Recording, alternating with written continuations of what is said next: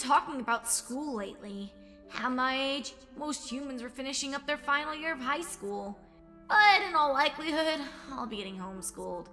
They can tell my education isn't quite on track, no matter how much I try to fake it. What I've been learning from history books is useful, and more than anything else, that's the subject I'm behind on. When I look at the history of other countries, ones that I've read about in my old books, familiar things start popping up. Though they were all centuries ago. The recent stuff was what's important, though, and what's difficult. Other than all the academic stuff, though, Chloe is really getting excited for something she calls Halloween. I've been listening to her and taking some mental notes. It'll be at the end of the month, and there'll be some costumes and going door to door to get candy. This is clearly the human version of Nightmare Night. It's almost the same date, too. It's not the same harvest festival I had read about. None of the same customs from my old books. In fact, Halloween is almost exactly the same as Nightmare Night. It's a little eerie.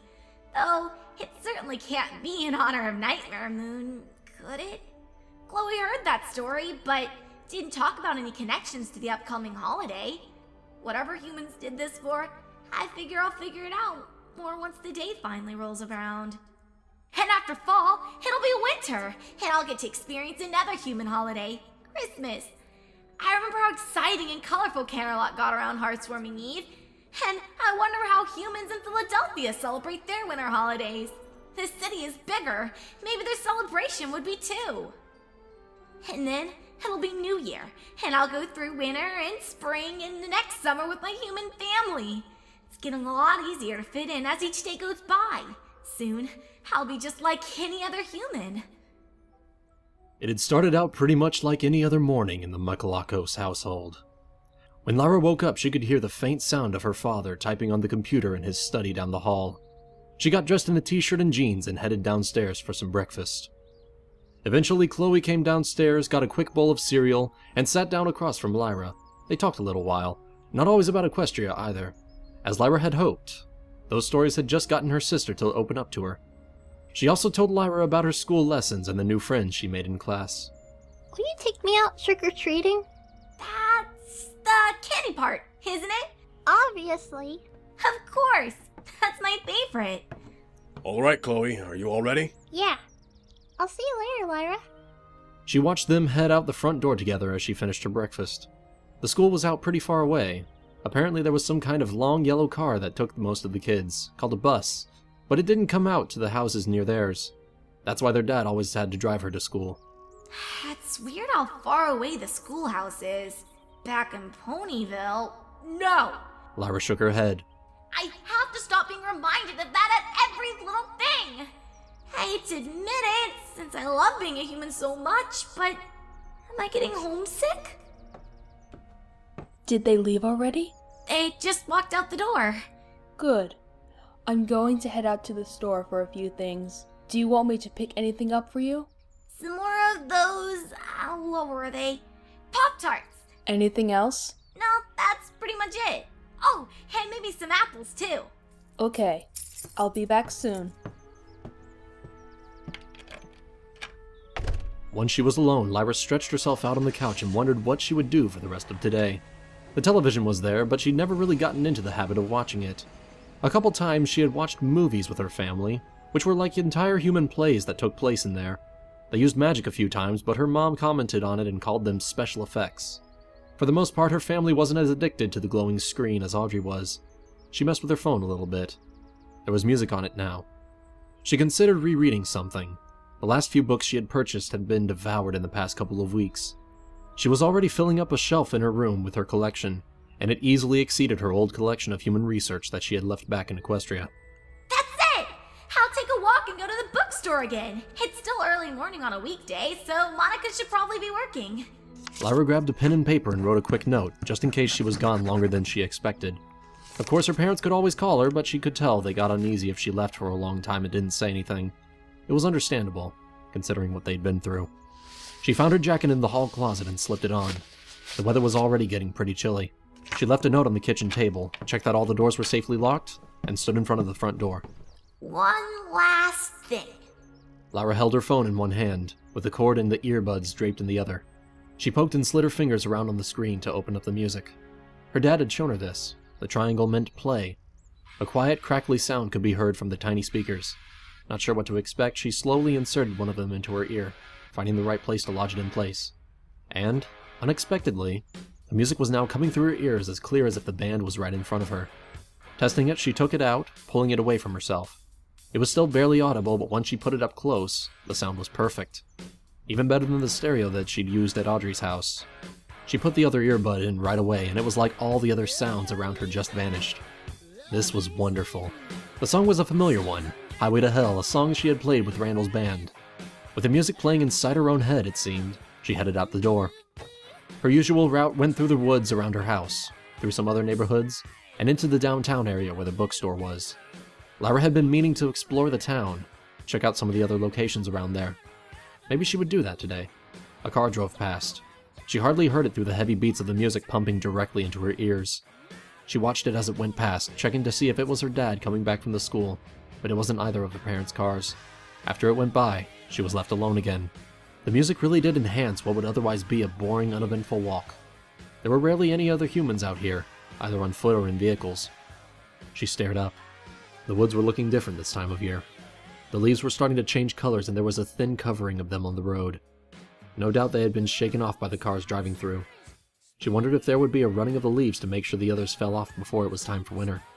She'd done that a few times in Ponyville non-competitively, usually running alongside Bonbon at an easy but vigorous pace.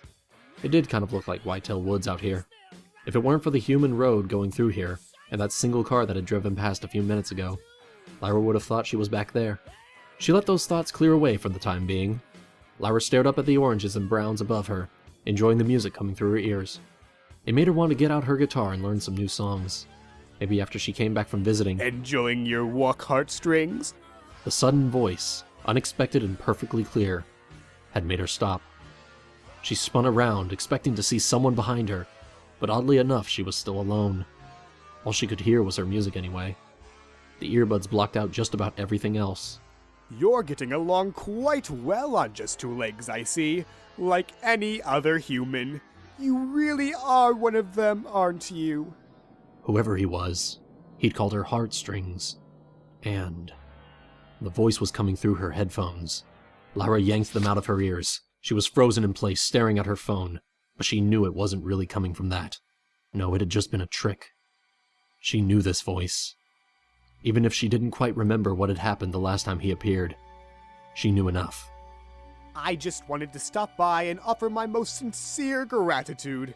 If it weren't for you, heartstrings, I never would have found this place. And to imagine, you were right there in Ponyville the entire time. If I had known there were humans left, I wouldn't have wasted my time there.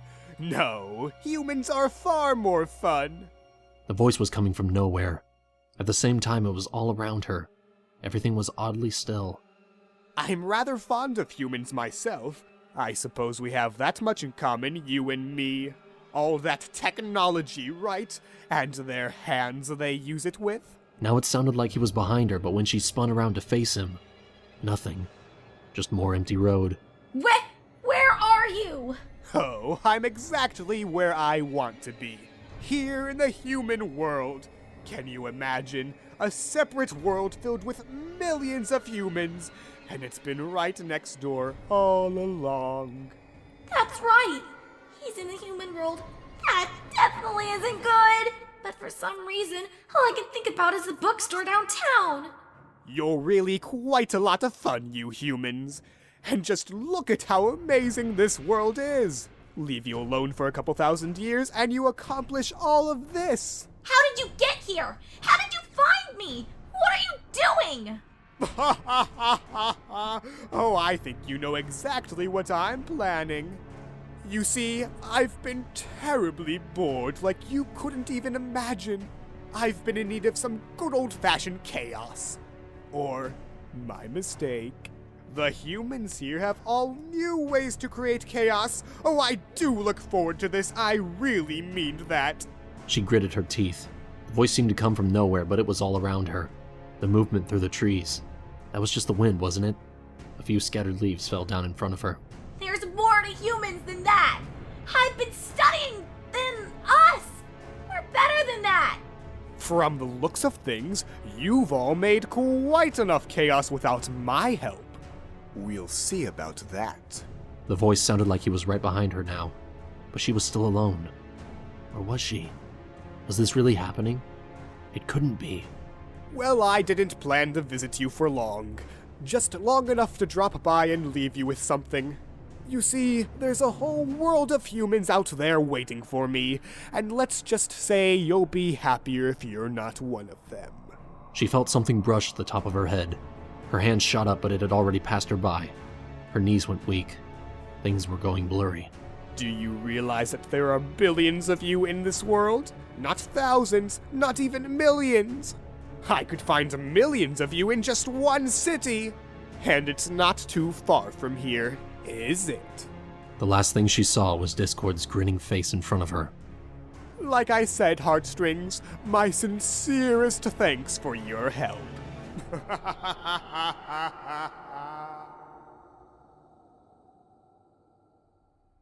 Lyra woke up groggily, feeling a bit sick. There had been some really weird nightmares lately, but that one had been the worst dream of all. Her eyes snapped open. This wasn't her bed, though. She was still dressed in the same clothes, though they were feeling kind of loose and baggy. Her face was right against the hard black stone of the road, a few dry leaves scattered around. Memories of what had just happened came flooding back to her. Discord. Of all the crazy things that I've woken up from, this one was the one that was actually real? She tried to pick herself up off the ground. She'd fallen unconscious. She wasn't sure why. How long had she been out? It was still daylight, just kind of cloudy. It was hard to tell. She stood shakily to her feet, her spine bending uncomfortably, but then she tripped over her own tail and landed hard on her back. She let out a groan. Her forelegs stuck straight up into the air, and the loose sleeves fell down onto her hooves. Lyra stared at them, frozen in horror.